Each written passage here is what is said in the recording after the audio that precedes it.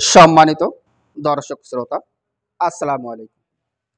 তো আমরা ছাদ ঢালাই করতে গিয়ে যে ভুলগুলো করে থাকি সেই ভুলগুলো নিয়েই আজকের এই ভিডিওটি সাজানো হয়েছে।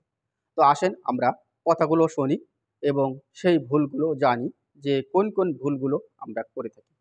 তো একটি ছাদ ঢালাই করতে গিয়ে ছাদের কাজ করতে গিয়ে আমরা সর্বপ্রথম যে ভুলটা করি সেটা হচ্ছে একজন কন্ট্রাক্টরের পরে পুরো বিল্ডিংয়ের দায়িত্ব দিয়ে দিই যে আমার কন্ট্রাক্টর ভাই একটি বিল্ডিং আমার বিল্ডিংটি খুবই মজবুত এবং সুন্দর করে দিবে।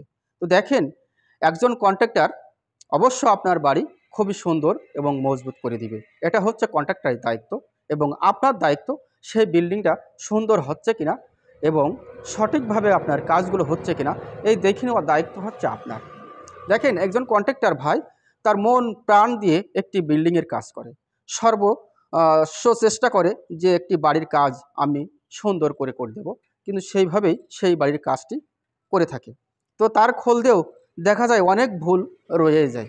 সেটা ধরেন সাধারণ ভুল, এই যে আমরা রড বাঁধছি ছাদে, যে আমরা রড বেঁধেছি এই রডটা কত আমরা ছাদটি বাঁধছি এবং কীভাবে বাঁধলে ছাদের লোডটা নিতে পারবে এবং কীভাবে ঢালাইটি করলে আপনার ছাদটি মজবুত হবে, এই দায়িত্বটা দেখে নেওয়ার দায়িত্ব একমাত্র মহাজন ভাইয়ের।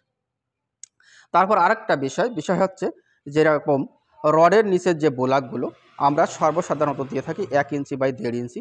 তো এই ক্ষেত্রে দেখা যায় আপনার 1 ইঞ্চি বাই 1.5 ইঞ্চি বোলাক দিলে অবশ্য হয় না, এই জায়গায় আপনার 2 রকম বোলাকের প্রয়োজন হয়। 1 ইঞ্চি বাই 1.5 ইঞ্চি একটা বোলাক এবং 1 ইঞ্চি 2.5 ইঞ্চি বাই 1.5 ইঞ্চি একটা বোলাক, দুটো বোলাক ব্যবহার করা উচিত। তার কারণ সেলাব ছাদে এই যেরকম এইসব ভুলগুলো একটু দেখা দরকার।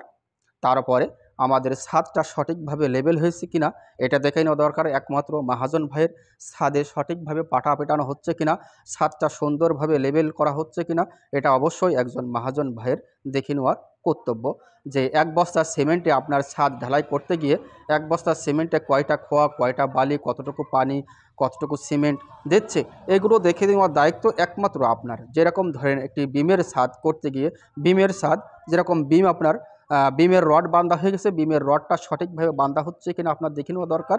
অবশ্য এটাই হচ্ছে আপনার প্রয়োজন। এবং ঢালাই করতে করতে আপনার যে রডের নিচের যে বোলাকটা ওটা সরে যাচ্ছে কিনা এটা দেখে নেওয়া দায়িত্ব একমাত্র মহাজন ভাইয়ের। অবশ্যই এসব ছোটোখাটো ভুলগুলো অবশ্য সকলে দেখে রাখবেন, নেবেন